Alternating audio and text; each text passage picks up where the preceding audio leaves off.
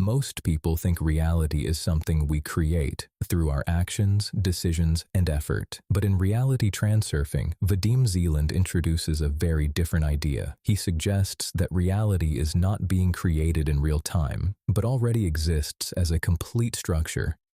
He calls the structure the space of variations. You can think of it as an infinite field that contains every possible version of events, every choice you could make, every path your life could take, every possible outcome. This also means your life is not a single predetermined path. There isn't just one version of how things will unfold. There are many possible scenarios, and you experience one of them depending on your internal state and direction.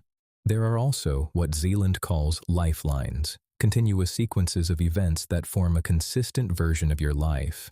At any moment, you are moving along one of these lifelines, and under certain conditions, it's possible to shift to a different one. In this model, nothing new is actually being created. Instead, your experience of life comes from which version of reality you are aligned with. A simple way to understand this is to imagine a film.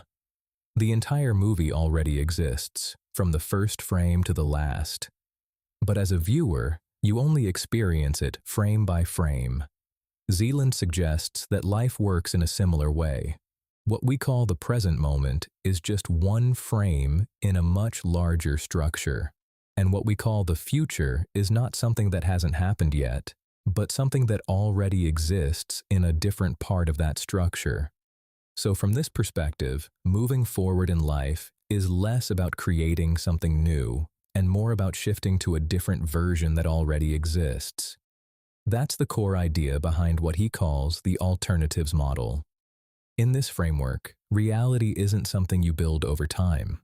It's something you move through,